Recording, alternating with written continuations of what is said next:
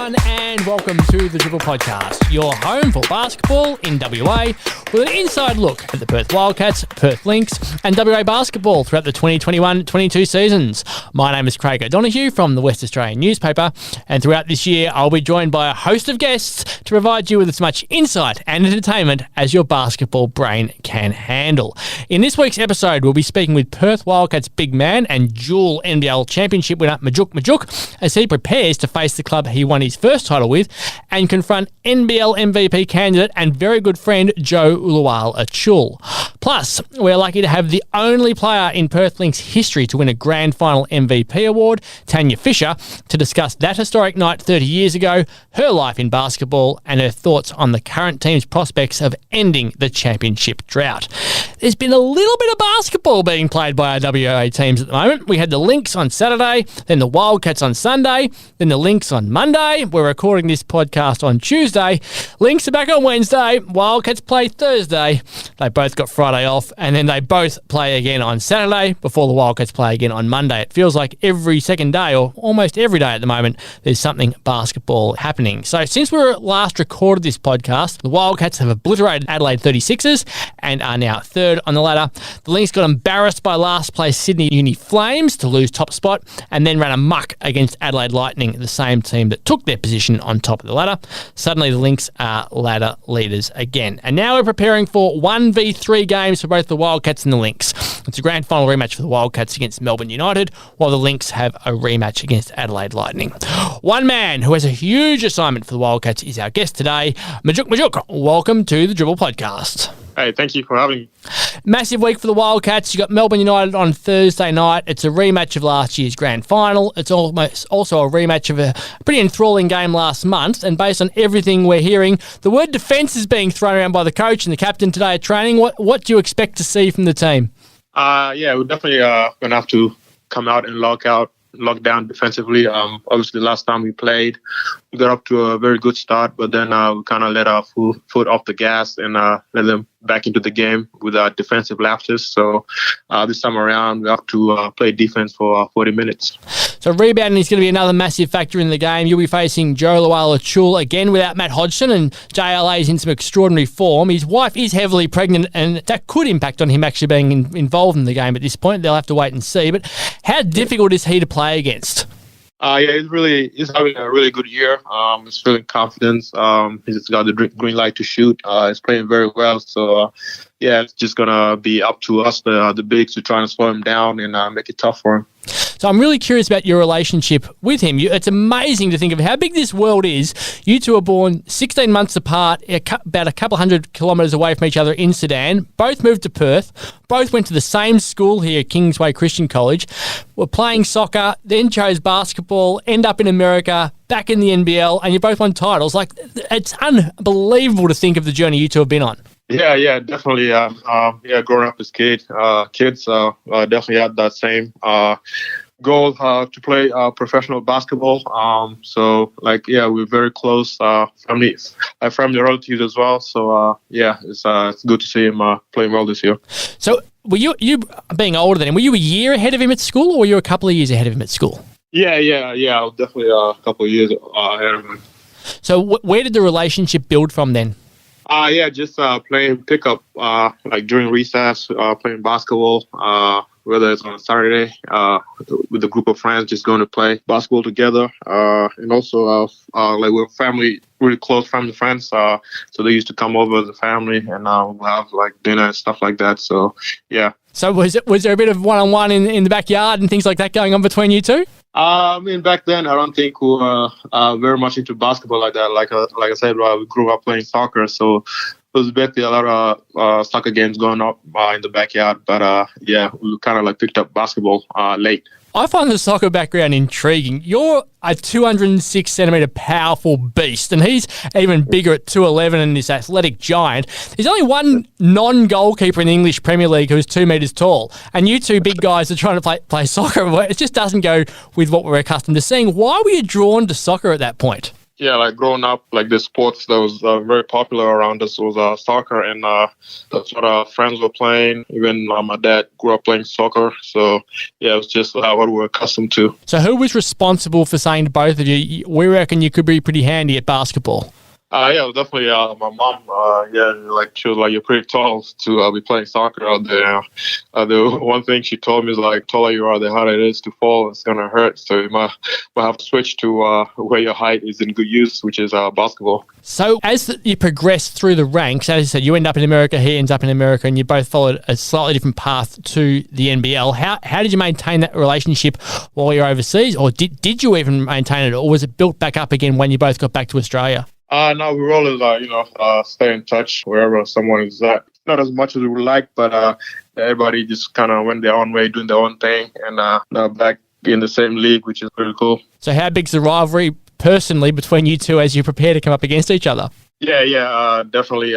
After they beat us last time, so definitely going to be ready to make sure we get this win. So you mentioned before that you're both born in Sudan, and then you've both moved over here. Your sister is involved in a really important project over here. She's the founding director and CEO of the Australian Africa Sports Association. Like, what does she do for people like yourself who have come to this country now and are trying to forge a career in any landscape, whether it's sport or business? Yeah, definitely a really good platform to try to provide the younger generation with an easy path to whether it be basketball or education. Like a lot of people didn't have back when we were growing up. So to kind of have that platform, it's really huge for the upcoming kids. So yourself, you're involved. Deng Adele's name is linked to it. Thon Maker, Peter Bowl, the Olympic runner, who was such an inspiration to everyone throughout the country, throughout the Olympics with his amazing performance. Like, what do you try to bring to help that organisation to flourish? It's just obviously having all these people that have been successful in their own sports just come together and just show like the younger generation that you too can do that. So it's just for us to make sure we all reach out and trying to show them the path. It's been a while since you had a chance to see Monica, hadn't it? You caught up with her, I believe, while you're in Melbourne as part of the 9 weeks away? Yeah. We actually caught up. It was actually in Sydney. She came to the game over there. Yeah.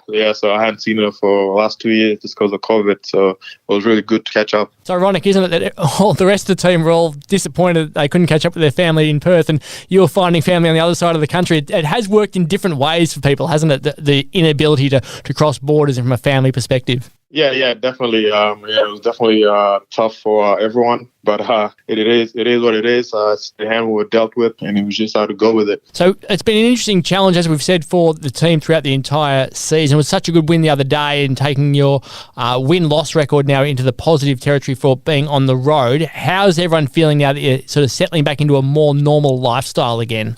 It's definitely been great just being back home for these couple of days, just being able to see your family, sleep in your own bed. It's just, it's great now. Just got to lock back in and try and get some more wins on the road. So this is usually the part of the podcast where I announce the votes for our Dribble Podcast MVP Award, but as with a couple of times this season, I was on the voting panel for the actual Perth Wildcats MVP Award for the Adelaide game, so we have to keep those votes confidential, but I can provide an update on where we sit with the overall tally. We have Bryce Cotton leading on 36 votes, followed by Vic Law on 28, and then it's daylight to Luke Travers, who's in third on 10, such as the dominance of Bryce and Vic this season. As I mentioned before, no Matt Hodgson at the moment, given he's got a calf injury, which really puts a lot of added responsibility on you. I always look at you as a bloke who wants to have as many minutes as possible rather than resting at any point. You seem to be at your best when you're on court for an extended period. Would that be the case? Yeah, definitely. Whenever I play a lot of minutes, it just gives me the ability to be able to help the team, whether it's rebounding or whatever is needed for me to do out there. So one of the challenges that you've got, and Matt Hodgson as well, is that this team has been designed to go small ball a hell of a lot. Is it difficult when you want to be out there, but you know that the way that the team's been put together, that you're going to have to spend a fair bit of time on the bench when they go small? Yeah. It definitely is, especially for us big guys. We want to be out there as well. So sometimes it's what's best for the team. But yeah, it is what it is. You just gotta make sure we stay focused and go back out there and be able to help the team. Scott Morrison spoke at his press conference the other day and said that you two had a good chat about that you want to be on the court, but sometimes it's better for the team if you're not, because of the way that they're trying to structure up. How important is it for you to be able to have those open conversations with the coach where he can give you a real insight into what he's thinking? And it's not necessarily form that he's not putting you on there. It's just that he wants to try a different structure. It's always great to have that kind of relationship with the coach.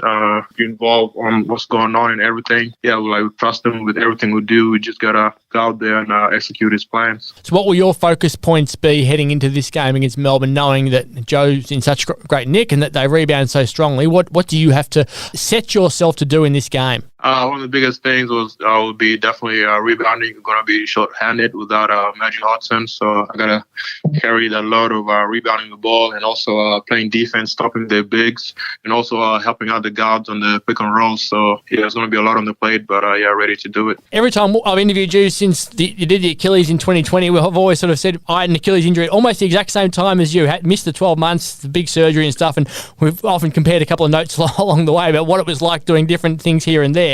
I found the pain crept back in at random times during seasons. Have you found that you sometimes wake up and go, why am I feeling pain again today? Nah, that's actually one of the things that that's been great about this whole thing. Like since from the moment I got cleared to start playing again, I haven't felt any pain from there. So the biggest thing they told me was just to keep doing your rehabs even when you're back playing again. So getting your calves strong, your legs, your quads and everything. So I've been on top of that, and that's what's been helping me doing well so far. Your leap's been really obvious as well. Like you haven't lost anything in terms of your spring, have you? Yeah, definitely. If anything, I feel like I got stronger and jumping even higher than before I got injured, which is pretty awesome. How lonely was last year, given that you stayed in Perth when everyone else went away for the hub part of it? Like that must have been really difficult to stay motivated and just work on your rehab when you know there's no one else around to help you with it. Yeah. It was very tough. Like when everyone was away, it was just me out here trying to do the rehab. Sometimes, some days you're motivated, sometimes you're not. It's just up and down. But we just got to go through with it. Couldn't do nothing about it. Just watching the guys on TV, not being able to be out there and help them out. But I just stayed the course and worked out at the end. We're at an interesting time in the world when you look at dates. Like today we were doing this interview, it's March 8, which is the anniversary of the last time basketball was actually normal. It was the Wildcats beating Sydney Kings 88-86 at Kudos Bank Arena in Game 1 of the 2020 Grand Final Series in front of 12,000 fans. And 5 days later, the gates were locked at ROC Arena for Game 2. And then just shortly after that, Game 3 was played, and then it was all over. Red Rover, they cancelled the series. What are your memories when you look back now of winning a championship in that unique way? It was definitely a very unique championship, especially the way it ended. But we can't really complain about that. We were up 2-1, so the game was cancelled. It was fitting that we should have won the title, and we rightfully deserved to win it. And you've won one with Melbourne as well. Like being a dual championship player, there aren't too many blokes in the comp other than Perth Wildcats guys, it feels like, who actually won two. Like it's been such a dominant performance by Wildcats over the years. What's it meant to you to have had the success that you've had and know that you've got a long time in your career to go to chase some more championships? Yeah, definitely. It's a great feeling winning a championship, 2 different clubs, and also joining a team like the Wildcats. Great organization that I've won for so many times. It just gives you that more of a chance to win more when you join them. So, very happy to be here. Looking forward to winning more championships. Were they different in terms of the way the clubs celebrated them or commemorated them or looked back on them? Like Wildcats have obviously won so many.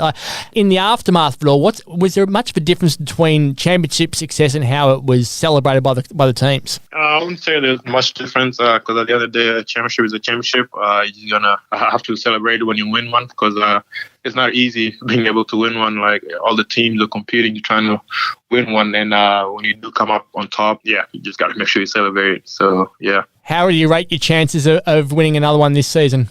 Yeah, our chances are very good. I like our team. I like our coaching staff.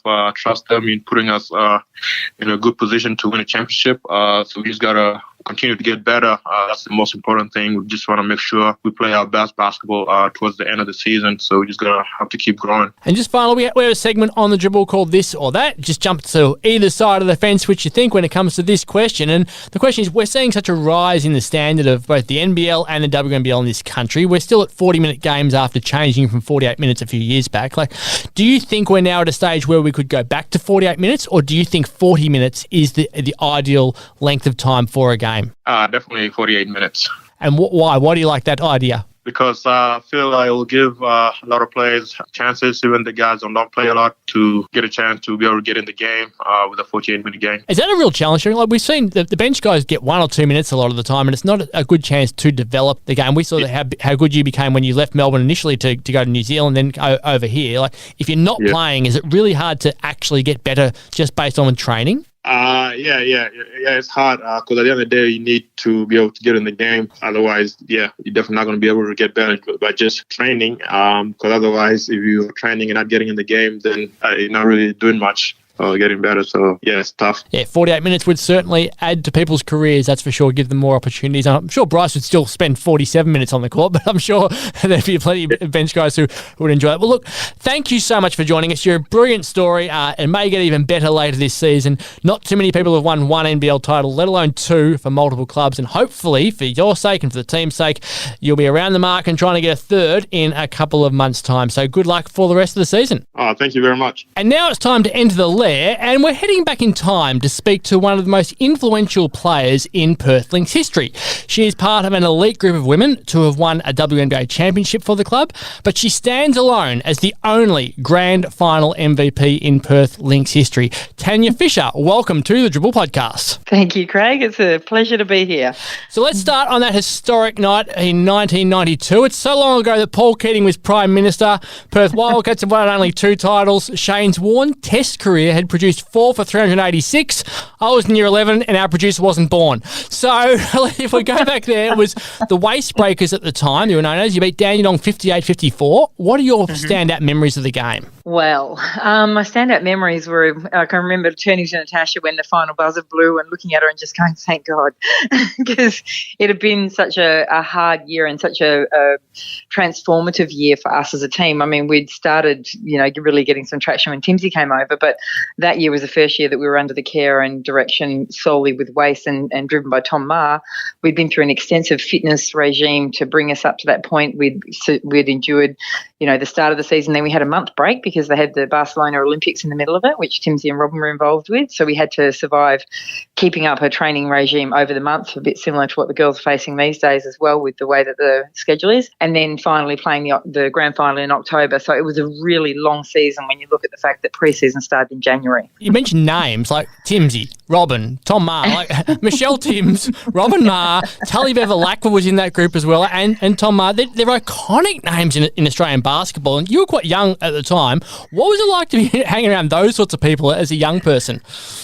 I don't think at the time when you're in it, you appreciate the significance of the moment. I mean, Robin, playing alongside Robin Maher, let me just tell you, I still think to this day, if I had to pick the number one person on my team, it would be her, because the woman just never makes an error. She's just where she needs to be all the time, and she was still outrunning most of us on beach runs when she was 6 months pregnant after we took out the title as well. She is and will always be in my mind as being one of the most intimidating players I've ever come across in my life.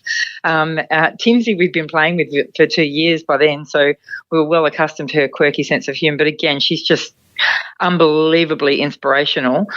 Tom Maher was by far and away the best coach I've ever had, ever. Like, he's a teacher by training, and it comes out in everything that he does. He's prepared, he plans, he structures, and he very rarely actually yells. He doesn't have to. He just gets his point across in other ways. And Tully Bevilacqua, believe it or not, was just the little junior hanging around the end of the bench at that stage, sort of looking on with wide eyes, and we had no concept of what she was going to become either. So yeah, it was a quite an inspirational group when I look back, and I'm honoured to have been able to play for and with the people that were there. So how old were you at the time? Because you'd been around for a few years at that point. What age were you in when you won that title? Do I have to give that away? It's hard because it makes them realise how old you are. I'm not trying to give the listeners a concept of where you sort of sat in that group of big names. I was in my very early 20s. That was what I thought you were going to say, very early 20s.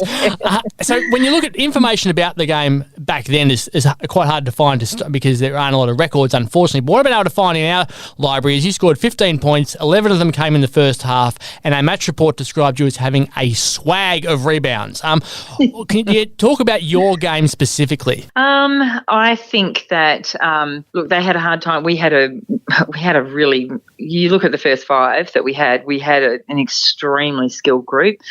Every single person that was on the floor in that first five particularly, and that flooded over into the bench as well. But the first five, any single one of us could have actually scored easily the 15 points and customarily did so. But I think it was just that I took advantage of the fact that you can't shut all five of us down at the same time. So as much as you'd love to say, yeah, I was a champion, it was very much in my mind. I had no concept of what I'd scored until the end of the game was coming because it was all about a team effort and a team way of trying to get the ball in the hole to win it, So it was only a 4-point margin in the end. No one thought we could do it. We'd already annoyed the East Coast by securing the grand final on our home court, so we're already fighting against that.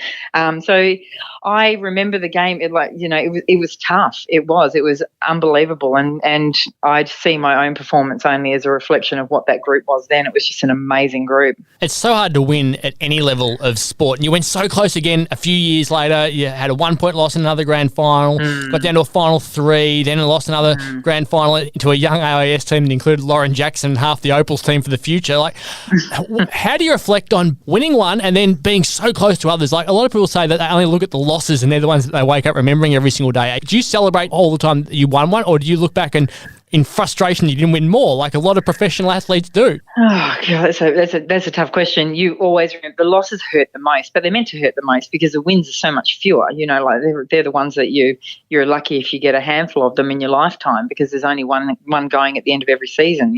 So the losses sting though. The 1-point loss to the next year after that was a killer. And that went right down to the line, like right down to the last shot. And I wasn't involved in the grand final against the AIS. I'd sort of stepped back and came back in later after that. But I mean, that team, Lauren Jackson, I can remember playing against her when she was 14. She was already formidable, So when you look back and reflect what the actual WA team was doing at that point in time, they stepped well out and above and beyond. But, the losses hurt, but the win was, I have no words. and MVP, weren't you here? Do people raise it with you much or as being the MVP, or do they talk to you more about being the championship winner when people talk about your success within basketball circles? Well, as you say, there's not a lot of information out there, so it was only the people that were there that understood what that was, what that was like that night that sort of remember, the point status at the end of the game. But the 1992 grand final comes up all the time because, of course, it's the only one we've secured so far. I'm hoping that we're going to come close to doing it this year, but so far it's the only one. So that's what people tend to remember more. It's a shame because I look back on that and because we didn't have social media and we just had less of a representation, less mediums to be able to present the girls, that a lot of the history for key players in that time has kind of been lost and is not actually brought up as much as it should be. So I think it's more the win that, and I don't like to point out my performance, like I said, I think that was part of the team side of things, but it's definitely the win that sticks in people's mind because we just haven't had enough of them. we haven't had enough, as you say, and we had the 2015-16 team which went close. We got to a grand final and lost. The 2017-18 team, which was ripped off from even getting to a grand final. We've seen it in the AFL recent years. Sydney break a drought, then Geelong break a drought, then the Bulldogs, Richmond, Melbourne, and how emotional it was not only for the players, the fans, but the ex-players as well. Do you feel like the players of the past are hanging out for someone else to win a championship for this club? Oh, it's long overdue, like seriously. And it's, look, it's a little bit of a hard call. We really want them to win again. We really want there to be a history behind that because I think that actually in a way enhances what we did back in 92, and it gives us a chance to talk about the history again as well and sort of, to make sure that credit is given where credit was due. So we're all hanging out. And I think we're almost getting to the point where we're too scared to hope because we've come close so many times and we just haven't pipped and got that gold medal yet. So what's the bond like between yourself and that group, that 92 group? How strong has the bond been forged by that championship?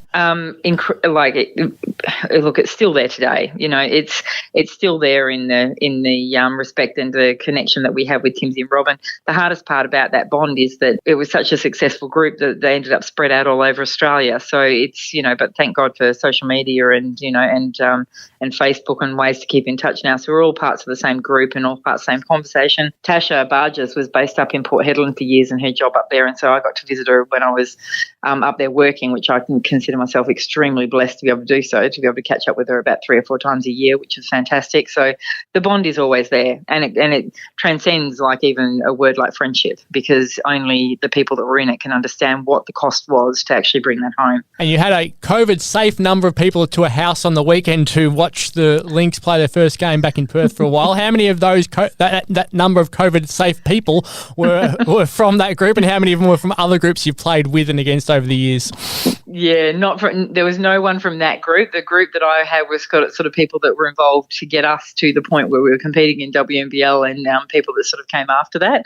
And then after that it's the junior contingent, because of course I've made sure that my girls understand the history and the importance and the relevance of the people that came before them, so that they get to enjoy the benefits of what they did on the back of what they did. So but we all stayed at home, did the COVID safe thing to be able to watch the game, so both on Saturday and then last night again as well. So but because there's still not enough of us in one place. Timsy and Robin are over in Victoria. Tasha's still based up in Port Hedland.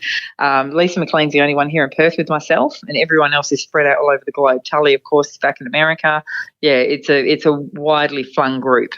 So let's go back to that 87 team you mentioned. So that's the Waste Rockets, they were called at the time, and you won the national title, which led to being added to the WNBL. You're the only person who was part of that team and part of the grand final team. What was that 87 experience?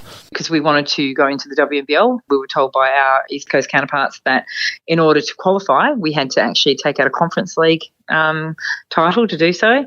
We didn't have the budget to be able to go over there and to be able to compete on a weekly basis. So we actually had to go on a road trip that consisted of 17 games in 21 days in every state of Australia. And we figured out that in order for us to be able to qualify to get through to the finals, we would have to win a minimum of 9, and we ended up taking out 10. And then we had to go back and compete against in Adelaide in the finals and grand finals, and we took out the championship, the Conference League championship, when no one said that we could. So it was the stuff that you should really write movies about, that road trip. It required incredible personal sacrifice for women to be able to pack up their lives and to go on the road for 21 days. When you're not getting paid for it, and the fact that we actually managed to take out the entire title was just something they never believed that we could do. So, it was fantastic. It's an insane schedule. That's ridiculous. Yes, it really was.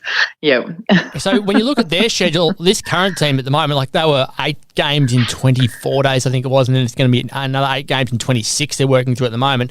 Does there feel like you get some similarities to the history of the club, that maybe with finals thrown in, they're going to have to win a certain number of games in, it'll be 12 or 13 games they'll play in 40 days or so. It is leaning towards the same sort of trend, isn't it? It is. And look, I always wish that, because I would have liked to have heard from players that came before me when I was playing too, because you do get the benefit of their wisdom, and that's why having Robin was so significant for us. But when I hear about their schedule, it doesn't really matter what the schedule is. Yeah, you can fight for a better one, you can fight for a fairer deal, you can fight for better terms, but the bottom line is, it is what it is, and once it's set in stone and that's what it's going to be, then you just have to suck it up and go at it hard, and you just can't accept any excuses as being a reason for losses or for not getting through. It's just what you have to do, So we've done it before, we'll do it again. Can they win it? Do they have the talent? Do they have the game plan? Do they have teamsmanship that you need? All of the things that are required to win a championship other than talent. Do you think they've got it? I do. I think the thing that they're struggling with at the moment is a common WA problem for women's basketball. We lack the layers where we can actually get adequate game practice of the level that we need when we're back here in WA. That's an issue for us. So if you look at the team that played on Saturday night after they'd had their break versus a team that played Monday night, it was like polar opposites. And although Scherf came back in on the Monday night, just the way they played, like one player can't make that level of difference. As dominant as she is, nothing away from Scherf.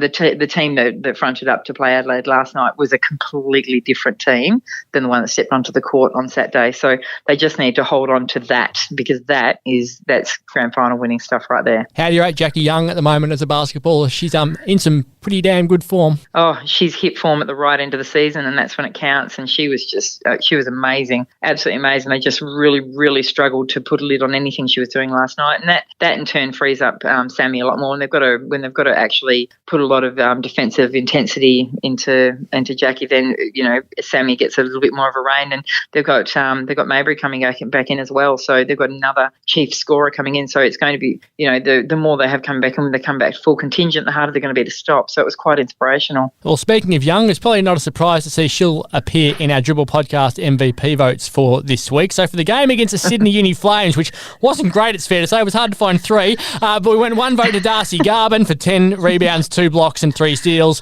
2 votes Sammy Whitcomb, 14 points, 5 assists and 6 steals. And 3 votes Jackie Young, 28 points, 6 rebounds and 4 steals. And then in the Adelaide game, where everyone played well, it was quite amazing. 1 vote to Alex Chibatoni, 13 points, including 3 3-pointers and 7 assists. 2 votes Sammy Whitcomb for 22 points, 5 rebounds, 4 assists and 4 steals. And 3 votes to Jackie Young, who did everything. 30 points, 7 rebounds, 6 assists and 5 steals. Marina Mabry still leads on 15, but Young is now on 14 votes, overtaking Lauren Scherf on 13. Now, we've talked a lot about 92. Let's talk about more recent times. You're a former East Perth Eagles coach in the SBL. What are your favourite memories as coach? Oh, wow. Favourite memories as coach, probably the games that we did actually manage to see come up and win. Like we took out Willerton in my second year, and the games that we came close, like it was a development phase when I was coaching them, and I took the hits on the chin because the club and myself sat down and worked out what we had to do to put us in a better position, like it was a 5-year plan. So the ones that stand out in my mind are the ones where that potential started shining through and other people got to see what we were doing, and that certainly held true for this year when they went right through to got knocked out just for the preliminary final. So they're the things that you live for as a coach. I think it's for me it's not just the wins. For me, it's actually seeing the fruit of labours, to see people come through, to see what you're doing actually start to bloom and hit fruition. That's what I'll remember from it. Yeah. Would you get back into it, do you think? Is it something that you got a passion for, or watching your daughters play, is that more important to you at the moment? Well, I think that's got to take precedence for a little bit. Like, it's for me to take a step back and just be able to be their support system, because it hasn't always been possible to do everything. And from a personal level, I've got masters coming up this year for basketball over here in Perth that's being played in April, and training for swimming. So I'm prioritising myself as an athlete at the moment over coaching. It's probably something I'll go back into later, but I like to work more in the developmental phase more so than the elite level. I love watching the elite level, and I certainly understand the mindset of it. But I think that the bit that's missing over here in WA is that development piece. I think that we've got a lot of gaps in that, and that translates out to our difficulties from a female perspective when we compete at nationals and the juniors and things like that. So I'd like to be able to contribute to that in the future, and to be able to provide a solution for that, or to be able to contribute in some way to other people providing a solution. But we'll just leave it open and see what happens. I imagine you've contributed fairly heavily to Erin and Bree's basketball journeys. Was it Erin who went to the US for 3 years, was it? Am I right? It was 3, or was it 4? Yep, 3 years. And yep, 3 years. They're both at East Perth now. Like, where do you see their careers taking them? Well, I've got 2 very, very diverse daughters. One's more of an academic and one's more of an athlete. Erin lives, breathes and dies for basketball. And Bree loves playing it, is an outstanding athlete, but she's on her 5th year of law and criminology. So she's got a fairly hefty commitment career-wise coming up for her at the end of this year. So it's up to them, but I always encourage them to stay competitive, because you never know. Like, you only have to look at Emma Gandini, like, coming in this year, and the impact that she's had. Like, she's been amazing when she gets on the court, given that she's had no exposure to WNBL, and yet every time she's come on the floor, she's hit the stat sheet in significant ways, for her very limited time out there. So you just never know at what stage of your life that the opportunity comes up and you're in the right place and headspace to be able to take that on. So I encourage my daughters to look at it the same way. So Erin's still keen to make her mark in NBL 1, but she's coming back from a knee injury at the moment. And Bree, I think, is happy to compete in that, but I don't think she's looking at moving forward on from that. But who knows when that'll change? So that's on them. That's their journey and their journey to define. You mentioned your swimming before. Training to swim to Roto, like, where does the motivation come from? Like, it's amazing. I reckon athletes never stop being athletes in their own head, but it's hard to do it as you get 30 years beyond the 1992 championship. So where did the motivation to try to swim to Rottnest come from? Well, I've always liked swimming. I'm a strong swimmer, but I'm not what I'd say the fastest swimmer, but I'm certainly strong. So I would never compete in swimming in a sprint. You wouldn't believe how fast women can be at an older age group. Like, it's quite incredible how long they can keep that competitive urge to go. But swimming to Rottnest is always something I want to do because I enjoy the process so much, and when I'm undergoing any kind of physical activity, and my ankles won't let me run too much these days. They're still complaining about the career that I had in basketball. So swimming's a really good compromise for me. It's something that I can keep moving forward and keep challenging myself and keep pushing myself physically without it having the same toll on my body. And it's, quite frankly, at this stage, it's like a meditative process. Like, it's one of those things that I've found a real love for later in life. And so I've got to have a goal. If I'm going to actually be doing something, I need to know where I'm going with it. That's brilliant. Well, just finally, we have a segment on the Dribble podcast called This or That. Jump to either side of the fence depending on which way you would prefer to lean. And the question this week is, we're seeing such a rise in the standard of both NBL and WNBL. Do you think 40 minutes is still the right time for games, or is it time to move back to 48-minute matches? Time to move back to 48-minute matches. I can never figure why you want to shorten that. It takes away the elements of, like, fatigue is a big thing, and if you really want to see that, you really want to test an athlete to the limits of their endurance, to make it longer. It adds another element to the competition where you've got to have better aerobic capacity to see the match through. So, yeah, I'd like to see it at 48 minutes again. It should be good fun watching a bit more basketball every single week, that's for sure. Well, look, thank you for joining us. You are a towering figure in Perth Lynx /Breakers history, and it's been great to give people a reminder of both your success and the team's success and the contribution that you've all made to basketball in this state. Thanks, Craig. Appreciate that. Well, that's it for the Dribble podcast this week. Remember, keep logging on to thewest.com.au for all your basketball news and pick up your copy of the West Australian. Thanks to Samantha.Rogers for her production work. Thanks to Majok Majok and Tanya Fisher for their time. We'll be back next week for another episode of the Dribble podcast.